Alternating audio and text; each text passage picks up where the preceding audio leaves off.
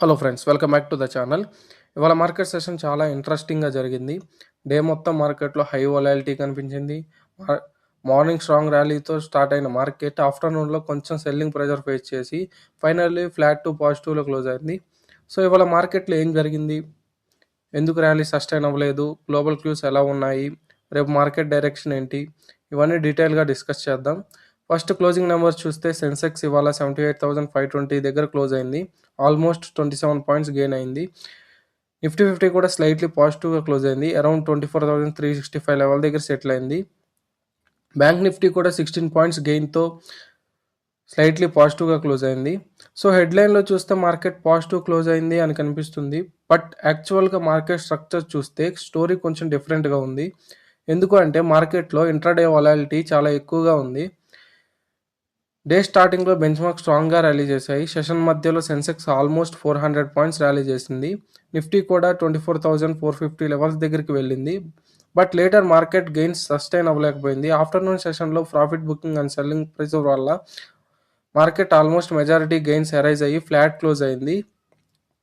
దీని అర్థం ఏంటంటే మార్కెట్ ర్యాలీ చేసినా సరే ఇన్వెస్టర్స్ కాన్ఫిడెన్స్ ఫుల్‌గా స్ట్రాంగ్‌గా లేదు. ఇంకా ఇంపార్టెంట్ డేటా ఏంటంటే మార్కెట్ బ్రెడ్త్. ఇవాళ 2,471 స్టాక్స్ డిక్లైన్ అయ్యాయి. ఓన్లీ 1,733 స్టాక్స్ మాత్రమే అడ్వాన్స్ అయ్యాయి. అంటే మార్కెట్‌లో మెజారిటీ స్టాక్స్ డౌన్‌లో క్లోజ్ అయ్యాయి. Even though Nifty and Sensex ఫ్లాట్‌గా క్లోజ్ అయినా బ్రాడర్ మార్కెట్ వీక్‌నెస్ క్లియర్‌గా కనిపించింది. ఇది ట్రేడర్స్‌కి important signal. Next important point ఏంటంటే India VIX more than 10% jump అయ్యి 19.01 లెవెల్ దగ్గర క్లోజ్ అయింది. ఇండియా వీక్స్ అంటే మార్కెట్ ఫియర్ ఇండెక్స్. విక్స్ పెరిగితే ఏమవుతుంది? ఇన్వెస్టర్స్ నెర్వస్‌గా ఉన్నారు, అన్‌సర్టెనిటీ ఎక్కువ ఉందని మీనింగ్.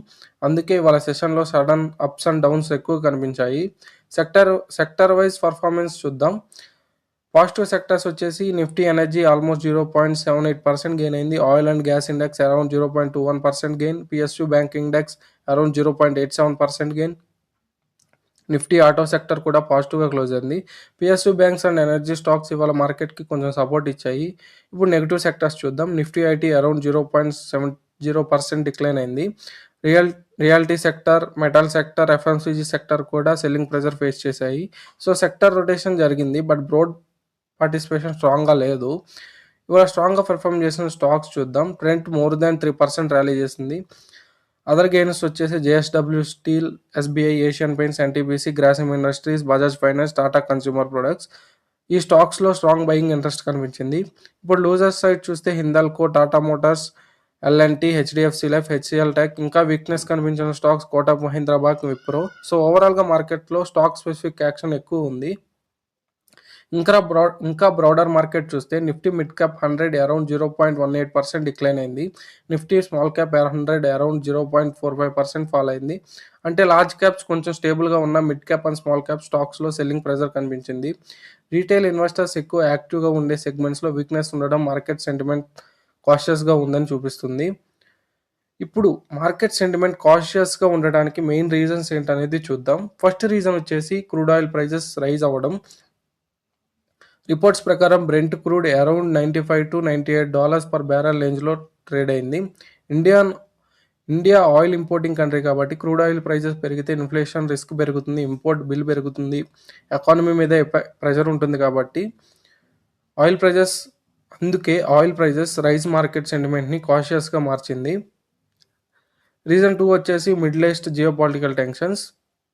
రీసెంట్‌గా US and Iran tensions increase అయ్యాయి. Especially Strait of Hormuz shipping route disruption concerns వల్ల గ్లోబల్ మార్కెట్ కాషియస్‌గా ఉన్నాయి. స్ట్రైట్ ఆఫ్ హార్మజ్ వరల్డ్ ఆయిల్ సప్లైలో చాలా ఇంపార్టెంట్ రూట్ కాబట్టి అక్కడ టెన్షన్ పెరిగితే ఆయిల్ సప్లై డిస్రప్షన్ ఫియర్ ఉంటుంది కాబట్టి అందుకే గ్లోబల్ మార్కెట్స్‌లో నెర్వస్‌నెస్ ఇంక్రీజ్ అయింది. థర్డ్ రీజన్ వచ్చేసి మిక్స్డ్ గ్లోబల్ క్యూస్ కూడా స్ట్రాంగ్ పాజిటివ్‌గా లేవు. యూఎస్ ఫ్యూచర్స్ డిక్లైన్ అయ్యాయి. ఏషియన్ మార్కెట్స్ కూడా మిక్స్డ్‌గా ట్రేడ్ అయ్యాయి. Wall Street recent highs touch చేసినా సరే కరెంట్ జియోపాలిటికల్ సిచ్యువేషన్స్ వల్ల ఇన్వెస్టర్స్ కాషియస్‌గా ఉన్నారు. సో, గ్లోబల్ సైడ్ నుంచి స్ట్రాంగ్ సపోర్ట్ రాలేదు. ఫోర్త్ రీజన్ వచ్చేసి ఆల్రెడీ చెప్పినట్టు ఇండియా విక్స్ 10% జంప్ అయింది. విక్స్ పెరిగితే ట్రేడర్స్ ఫాస్ట్‌గా ట్రేడ్స్ క్లోజ్ చేస్తారు. ప్రాఫిట్ బుకింగ్ కూడా ఎక్కువగా ఉంటుంది. అది మార్కెట్ ర్యాలీ సస్టైన్ అవ్వకపోవడానికి ఒక రీజన్. ఫిఫ్త్ రీజన్ వచ్చేసి ఇన్స్టిట్యూషనల్ ఫ్లోస్. ఇన్స్టిట్యూషనల్ ఫ్లోస్ కూడా ఇంపార్టెంట్ ఫ్యాక్టర్. రీసెంట్ సెషన్స్‌లో ఎఫ్ఐఐస్ నెట్ బయర్స్‌గా ఉన్నారు. బట్ అనలిస్ట్ ఏం చెప్తున్నారంటే జియోపాలిటికల్ రిస్క్ పెరిగితే ఎఫ్ఐఎస్ అవుట్‌ఫ్లోస్ మళ్ళీ రావచ్చని. At the same time DIIs సెల్లర్స్‌గా ఉన్నారు. So, institutional flows mixed picture create చేశాయి. ఫోర్త్ రీజన్ వచ్చేసి కరెంట్‌గా Q4 ఎర్నింగ్స్ సీజన్ నడుస్తుంది. Company results, management commentary, guidance అన్ని ఇన్వెస్టర్స్ క్లోజ్‌లీ మానిటర్ చేస్తున్నారు. అందుకే మార్కెట్ బ్రోడ్ ర్యాలీ కాకుండా స్టాక్ స్పెసిఫిక్ మూవ్‌మెంట్ ఎక్కువ కనిపిస్తుంది. టెక్నికల్ అనాలిసిస్ ప్రకారం నిఫ్టీ ఇప్పుడు రేంజ్ బౌండ్ జోన్‌లో ఉంది. సపోర్ట్ లెవెల్ వచ్చేసి అరౌండ్ 24,100, రెసిస్టెన్స్ జోన్ వచ్చేసి 24,570 to 74,800. So, immediate breakout direction క్లియర్‌గా లేదు. Traders by on dips and cell on rally strategy follow అయితే మంచిది.